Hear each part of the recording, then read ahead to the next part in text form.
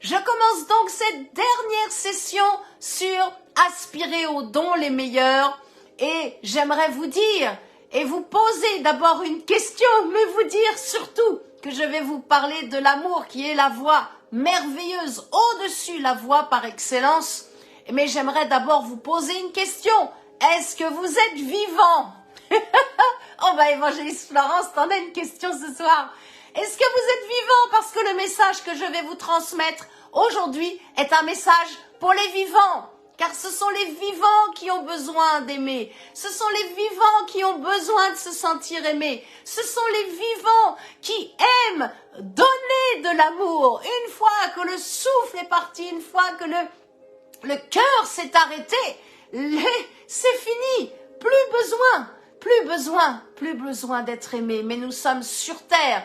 Et donc, si vous êtes sur terre, vous et moi, nous avons besoin. Chaque jour, à chaque moment, à chaque instant de notre vie, nous avons besoin de nous sentir aimés, d'un amour pur, d'un amour très fort, d'un amour sans limite. C'est ce dont je vais vous parler ce soir. J'aimerais vraiment vous dire que quand on se sent aimé et quand on aime, oh oui, on est vivant. Alléluia, amen. Je suis vivante et je loue Dieu de tout mon cœur que pendant cette année, il nous a tous gardés et de ce que vous et moi, nous sommes vivants et de ce que nous sommes prêts à recevoir ce qu'il veut nous donner en cet instant. Alléluia, merci Seigneur, je prie vraiment, merci Seigneur Jésus pour ton amour. Merci Père de nous aimer chaque jour, chaque instant, chaque moment, le bon comme les mauvais. Nous proclamons que dans tout temps, en le temps qui est les bons moments comme le mauvais jour, nous proclamons vraiment l'amour de Dieu pour nous. Merci Saint-Esprit. Merci Saint-Esprit. Alléluia. Merci Saint-Esprit. Vous pouvez le dire avec moi. Merci Saint-Esprit pour ce fruit merveilleux qui est l'amour. Un fruit merveilleux qui demeure. Un fruit éternel. Cela ne s'arrêtera jamais. Un fruit éternel qui s'appelle l'amour. Alléluia. L'apôtre Paul dira donc dans 1 Corinthiens 14 de rechercher l'amour. Rechercher l'amour. Alors, si l'apôtre Paul était en face de moi, je lui dirais, mais apôtre Paul, cela veut-il dire si je dois le rechercher, ce n'est donc pas en moi? Où je vais trouver cet amour? Où est-ce que je puis rencontrer cet amour puissant, cet amour véritable, cet amour qui fait déplacer les montagnes? Où est cet amour? Eh bien, l'apôtre Paul nous dira dans 1 Corinthiens 12, 31, nous sommes dans le thème de cette étude. Il dit aspirer aux dons les meilleurs. Nous sommes donc dans l'étude des dons spirituels, et nous avons bien compris que le but des dons, c'est vraiment d'édifier l'Église et bien sûr de proclamer l'Évangile. Et il dira donc dans ce verset d'1 Corinthiens 12, 31, bien sûr, ce verset que tous, la plupart, vous connaissez, et je vais encore, voilà qu'il rajoute ce petit mot, et je vais encore vous montrer une voie par excellence. Il nous dit, voilà, il y a quelque chose déjà d'excellent que nous devons avoir. Ce sont les dons spirituels. Alléluia. Mais en plus, il nous dit, je vais vous montrer quelque chose d'encore plus merveilleux. Ce qui est même au-dessus des dons, je vais vous parler bien sûr de l'amour. Et nous allons bien sûr comprendre que sans amour, mes amis, les dons ne servent à rien. Les dons ne portent aucun fruit si nous n'avons pas l'amour. Voici donc les 15 caractéristiques de l'amour divin. Bien sûr, 1 Corinthiens 13, bien souvent récité dans ces temps de mariage. Et donc, nous allons voir ensemble ces 15 caractéristiques. Alléluia. Amen. La première, eh bien, c'est que l'amour est patient. Et bien souvent, mes amis, waouh, quand des fois je suis là et que je dis mince, je n'ai plus cette... Je suis impatiente, j'ai hâte de voir, j'ai hâte de faire ceci. Et je me dis, oh, l'amour est patient. N'oublie pas, Florence, c'est en premier. Et il aurait pu dire les autres en premier, mais non, il a commencé par l'amour est patient. À chaque fois que nous manifestons la patience, nous manifestons l'amour de Dieu. Deuxièmement, bien sûr, l'amour est plein de bonté. L'amour donne, l'amour est bon, l'amour est toujours là à pourvoir aux autres, à donner aux autres. 3, l'amour n'est pas envieux. Je ne désire pas ce que l'autre a, mais je me réjouis. Et c'est ce que nous allons voir après. Nous nous réjouissons. Je me réjouis de ce que certains ont une onction plus grande que moi et qui peuvent m'enseigner. Je me réjouis de ce que certains ont beaucoup d'argent parce qu'avec cet argent, ils vont pouvoir bénir l'œuvre de Dieu. Il faut se réjouir. Amen. Il faut se réjouir pour les bénédictions, les bienfaits de Dieu aussi sur les autres.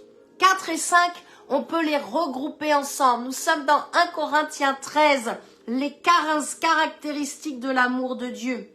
L'amour ne se vante pas, l'amour ne s'enfle pas d'orgueil. C'est un esprit, mes amis, vraiment je le vois en cette fin d'année, un esprit égoïste, un esprit qui ne pense qu'à soi, un esprit qui ne visionne que son propre nombril et qui oublie l'autre qui est en train de souffrir, qui est en train d'avoir mal. L'amour ne se vante pas, l'amour ne s'enfle pas d'orgueil. 6, il ne fait rien de malhonnête. L'amour est pur, l'amour de Dieu est pur, l'amour de Dieu est juste. Alléluia. 7e point, l'amour ne cherche pas son intérêt. C'est cela de donner et nous allons encore le voir. Je vous donne un bon message d'évangéliste. Oh, pour terminer cette année 2023, je m'en réjouis de ce que vous soyez connectés aujourd'hui ou en replay. Je suis très heureuse de vous prêcher l'évangile. Et 1 Corinthiens 13 ne cherche pas son intérêt. 8e caractéristique, ne s'irrite pas. Combien il y a des fois, même vous savez, même moi, des fois je suis là et je dis mais mince, pourquoi ci, pourquoi ça? Je commence un peu à m'impatienter, à m'irriter. Et là tout de suite la parole de Dieu revient dans mon esprit. Hé Florence, cool, relax comme disent les anglophones. Attends un peu. Voilà, laisse le temps, laisse le Saint-Esprit. Il agit. Toi, tu as compris, mais l'autre, il a peut-être pas encore compris. Laisse-lui le temps. Vous savez, c'est comme les bébés quand ils mangent, ils digèrent. Il y en a qui digèrent très rapidement et d'autres qui digèrent moins rapidement. C'est la même chose. Lorsque nous donnons la parole de Dieu, on aimerait que tous comprennent. Mais il y en a qui mettent plus de temps que d'autres. Nous devons respecter ce temps-là. Et nous ne devons pas nous irriter parce que quelqu'un n'aurait pas compris quelque chose que nous avons déjà compris. Amen. Alléluia. L'amour de Dieu est merveilleux, mes amis. Merveilleux. Merveilleux. 9. L'amour ne soupçonne pas le mal. Je vous encourage à aller sur ma chaîne YouTube. Vous tapez mon nom, Florence Bisch, B-I-S-C-H. Et vous verrez, c'est une étude en 4 sessions. Et surtout la dernière session que j'ai mis en 2 parties, vraiment sur le bien et le mal. Il y a tellement de choses à dire sur le bien et le mal, mais je vous encourage vraiment à aller écouter cette étude qui a été donnée en cette année. Alléluia, alléluia pour tous les prédicateurs, les prédicatrices. Peut-être vous êtes quelqu'un qui est en formation. Je vous bénis, je libère ma bénédiction d'évangéliste en cet instant, que cette onction descende sur vous, vous qui prêchez l'évangile, vous qui commencez à exhorter dans l'église locale, vous qui avez peut-être une église de maison et vous commencez à apporter un témoignage, une exhortation. Vous commencez à apporter quelque chose, un message que Dieu a placé sur votre cœur. Et vous vous dites, mais je suis une femme, est-ce que j'ai le droit? Oui, sois libérée, ma sœur, et va prêcher l'évangile au nom de Jésus-Christ. Vous êtes un jeune et vous dites, mais je n'ai pas assez d'expérience. Ce n'est pas grave. Continue d'apporter le précieux trésor inépuisable que Dieu a placé dans ton cœur et qui fait que ta vie est une vie merveilleuse et glorieuse. Alléluia. Continuez, vous qui êtes pasteurs, de prêcher l'évangile, de prêcher la parole de Dieu. Alléluia. Oh, je loue Dieu pour ceux qui ont des grands ministères, mais ceux qui ne sont pas connus. Ceux qui ne sont pas connus, qui prêchent dans une petite assemblée, qui ont peut-être 15 ou 30 personnes à leur charge, mais qui le font avec grand sérieux. Oh, soyez fortifiés, soyez encouragés par ce message, vraiment en cet instant. 10. L'amour ne se réjouit pas de l'injustice. Non, l'amour ne se réjouit pas de l'injustice. 11. Il se réjouit de la vérité. Il se réjouit de la vérité. Il y a des fois où j'étais dans une telle situation difficile que j'ai crié à Dieu et j'ai dit, Père, rends-moi justice. Tu connais mon cœur, tu sais ce qui s'est passé. Et je vous assure, quand nous crions et que nous demandons la justice de Dieu dans certaines circonstances où nous avons été trahis, où des personnes nous ont outragés, eh bien, je vous assure, mes amis, que Dieu le fait, tôt ou tard. Et quand il le fait tard, il le fait largement, il le fait avec largesse. Mais il le fait tôt ou tard. Mais quand il le fait, soyez très prudents. Même maintenant, j'ai la crainte de Dieu.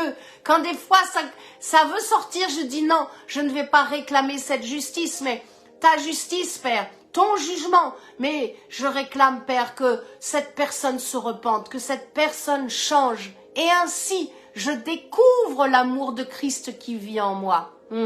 Alléluia. Oh, je suis pas mieux que vous, vous savez. J'apprends. Et toute cette année 2023, vous et moi, nous l'avons traversée. Et peut-être ça a été difficile pour vous. Peut-être vous avez perdu un proche comme moi, voilà.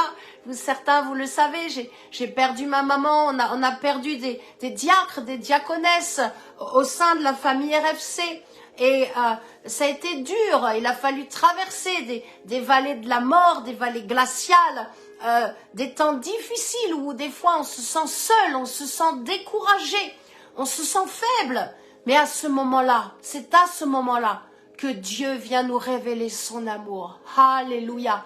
C'est à ce moment-là que Dieu nous prend dans ses bras et nous sentons que quoi qu'il se passe autour de nous, quoi qu'on puisse nous faire, quoi que la douleur est là, que la douleur soit physique, qu'elle soit dans votre cœur ou qu'elle touche une partie de votre corps, on sait que Jésus est là avec nous pour l'éternité et qu'il ne nous abandonnera jamais. Dieu est bon, Dieu est amour et Dieu ne nous abandonnera jamais, jamais. Un ami peut ne pas prendre de vos nouvelles, peut défaillir, même un mari ou une femme peut vous trahir, peu importe l'homme et l'homme, mais celui qui est au-dessus, c'est Dieu. Et Dieu est parfait. Et il a donné son Fils. Il a tant aimé le monde. Il nous a tant aimé. Il nous a tant aimé qu'il nous a donné son Fils unique. Il n'y en aura pas d'autre. Il a souffert pour vous et pour moi. Jésus a souffert. Le seul cadeau qu'il a eu, c'était cette croix. Pourquoi ? Afin que nous n'allions point dans les tourments éternels, afin que nous n'allions point dans une éternité avec souffrance, mais que déjà sur terre, nous goûtions à la présence du Père, afin que nous goûtions à sa paix, afin que nous vivions des miracles, afin que nous vivions sa présence, sa gloire, mais par-dessus tout, que nous vivions bien sûr son amour. C'est son amour à chaque fois qui nous tient. Je sais pour certains, vous êtes passés par des temps très difficiles. Des fois, vous avez été seuls, abandonnés de tous. Mais rappelez-vous, c'est ce qui est arrivé avec votre Seigneur. Il a été méprisé et abandonné de tous. Il a donné sa vie sur la croix. Et dans toute vallée, dans toute tempête, dans tout moment, ou peut-être vous vous couchez, peut-être même ma sœur, votre mari est à côté, même il est peut-être en train de ronfler, il dort profondément, mais vous vous sentez seul. Eh bien, je vous assure, à ce moment-là, juste de prononcer le nom de Jésus, à ce moment-là, nous sentons sa présence. Nous sentons la présence des anges, du céleste, du divin, de l'amour de Dieu, qui est au-dessus de tout et qui demeurera éternellement. Mes amis, nous avons été créés, les anges ont été créés, mais Dieu nous aime avec supériorité par rapport à toute la création, par rapport aux anges. Dieu nous aime au-delà. Dieu n'a pas donné son Fils pour les anges. Dieu a donné son Fils pour chaque homme et chaque femme. Alléluia. Quel merveilleux amour, quel merveilleux amour, quel merveilleux amour. Dieu nous aime tant. Nous en sommes au point 11 et vous me dites, c'est fini évangéliste. Non, il reste de 12 à 15.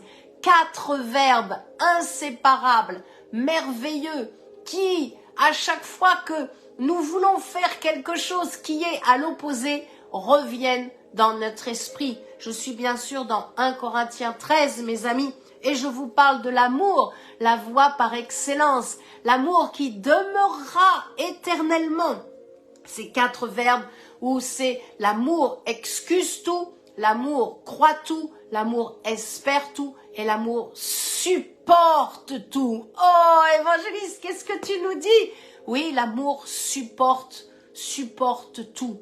Oh, Ramasante Keroboloiden.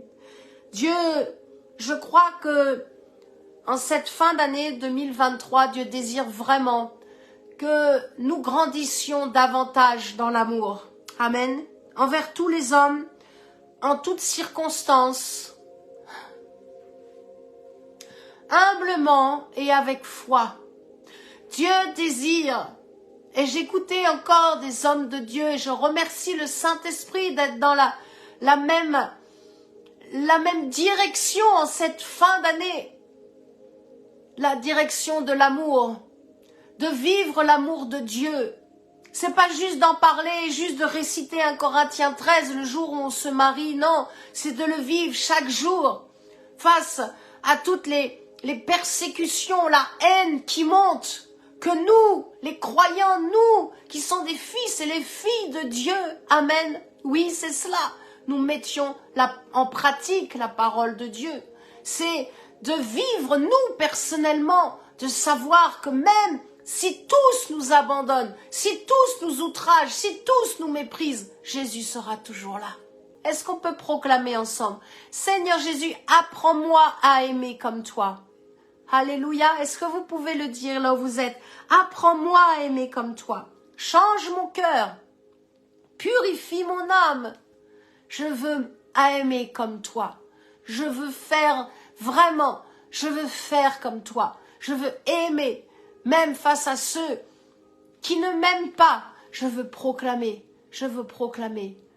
ton amour qui vit en moi. Même s'ils ne comprennent pas ma foi, même s'ils ne comprennent pas ce que je fais pour toi, je veux vraiment les aimer. Peut-être vous avez des noms de personnes en cet instant qui passent dans votre mémoire. Proclamez, je pardonne et j'aime cette personne. Je m'engage même, je vais prier pour elle. Je vais prier pour cet ami qui devrait prendre de mes nouvelles, qui ne prend pas de mes nouvelles, qui me laisse seule. Mais non, tu n'es pas seul, tu n'es pas orphelin. Jésus est avec toi. Jésus est avec toi.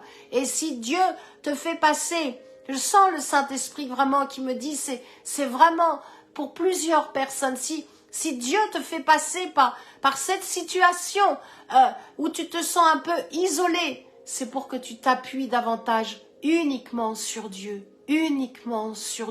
pour que tu grandisses dans la foi, mais que tu t'appuies uniquement sur Dieu et que tu saches que Jésus ne t'abandonnera jamais. Jamais, jamais il ne m'a abandonné. En cette année 2023, ça a été compliqué, très dur pour ma vie. Je ne sais pour vous, peut-être aussi vous avez perdu un être cher. Peut-être on vous a mis des couteaux dans le dos, on vous a poignardé, on vous a meurtri dans l'âme par la trahison.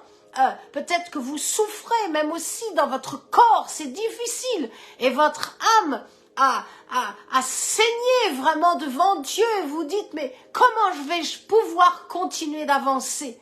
Eh bien à ce moment-là, c'est au moment où on se sent seul, où on se sent faible, découragé, que Dieu nous montre, il est là, je vous assure, il est là pour vous et pour moi et il nous aime il nous aime éternellement. Il nous aimera toujours. Il nous aimera toujours. C'est son amour. C'est son amour. C'est son amour. Alléluia. Rosa karabashekeden. Roda santa karamashekede beriyana laiden. Il nous aimera toujours. Il a donné Jésus son Fils. Jésus est le don de la grâce, il est le don de Dieu. Et à chaque fois que nous donnons de notre temps pour notre prochain, à chaque fois que nous donnons une prière pour quelqu'un, à chaque fois que nous donnons, nous semons financièrement pour ceux qui n'ont pas, à chaque fois que nous donnons ne serait-ce qu'un peu de joie, un sourire, ne serait-ce qu'un message, quelque chose qui vient pour encourager, à ce moment-là, nous sommes investis de l'amour de Dieu et nous le faisons pour notre prochain. Nous le faisons pour notre prochain. Lorsque nous sommes dénués de toute vantardise, de tout orgueil en disant « Oh, c'est moi qui l'ai fait », à ce moment-là, je vous assure, Dieu nous remplit de lui et il nous dit « À chaque fois que tu donnes, tu montres que tu m'aimes. À chaque fois, each time ». À chaque fois, each time you give for everyone, you show the love of God in your heart. Alléluia.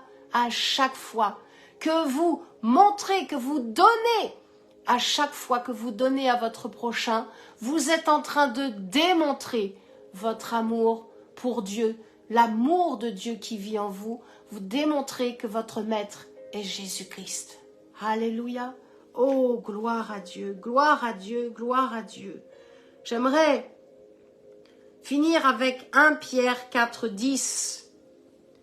Alors, je crois que nous ne devons surtout pas oublier dans ce message que Dieu a donné son Fils unique par amour pour notre salut. Je réalisais cela encore quelques matins. J'étais là en train de déjeuner. Je disais, mais Seigneur, c'est vrai, à quoi ça sert de vivre si je ne suis pas aimé? À quoi ça sert de vivre si je ne peux pas aimer mon prochain? L'amour est vraiment la base de tout. L'amour est la base de tout. C'est pour cela que Dieu a donné Jésus par amour. Il n'a pas dit « Oh, mais parce que simplement je veux les sauver ». Non, il a donné Jésus. C'est un bon message d'évangéliste pour nous ce soir. Amen. Il a donné Jésus par amour. Par amour. Je crois que dans notre cheminement chrétien, il est important de comprendre et de vivre, oui, l'expérience des dons spirituels, de vivre l'expérience de la joie de recevoir, parce qu'après, nous allons nous aussi donner à notre tour. Mais je crois que surtout, nous devons vivre ce qu'il y a de plus grand et qui demeurera éternellement, l'amour. 1 Pierre 4, 10. Comme de bons dispensateurs des diverses grâces de Dieu, que chacun de vous mette au service des autres le don, charisma en grec, le don qu'il a reçu, comme des bons dispensateurs. Je crois que vraiment Dieu désire que nous grandissions encore dans l'amour. Dieu désire vraiment visiter la France, visiter votre nation, afin que ces nations découvrent ou redécouvrent l'amour de Christ. Beaucoup prêchent les messages pour soi, et moi aussi je fais, mais je crois que ce qui doit demeurer pour nous qui sommes des orateurs, des oratrices, pour vous qui exhortez aussi autour de vous, c'est vraiment de continuer à prêcher Jésus-Christ, l'évangile. Continuons de prêcher Jean 3,16, continuons de prêcher les épîtres, les épîtres de Jean, même si on n'avait que la Bible avec les épîtres de Jean, on a tout ce qu'il faut, on a tout ce qu'il faut. Je crois vraiment cela et n'oublions pas vraiment que tous les dons nous sont donnés pour servir Jésus-Christ. Nous sommes au service de Christ. Nous sommes, nous, famille RFC, Rassemblement pour la foi chrétienne, au service de Christ, mais vous aussi, là où vous êtes, dans votre église locale, dans votre pays, dans votre famille, vous êtes aussi au service de Jésus-Christ. Amen. Et servir Christ, c'est quoi? C'est gagner les âmes. C'est gagner les âmes. Et m'engage vraiment devant Dieu, vraiment à faire encore davantage dans l'évangélisation en France, en francophonie, et là où Dieu voudra bien m'envoyer. Dieu va vous envoyer. Recevez dans le nom de Jésus-Christ cette parole prophétique. Dieu va vous envoyer, il va vous faire quitter, il va vous montrer des directions. Et en 2024, vous irez. Amen. Vous irez pour apporter l'évangile et pour sauver les âmes. C'est ce qui est le plus important, de prier, d'apporter le salut par grâce, de libérer les gens, de les délivrer de l'esclavage du monde, de l'esclavage de Satan, et de les emmener et de libérer la paix, ce qui vit en toi. Oui, vous qui êtes jeune, vous peut-être qui êtes un jeune converti, ce qui vit en toi, l'Esprit de Christ, il est le même que en moi ou dans les plus grands hommes de Dieu de cette planète.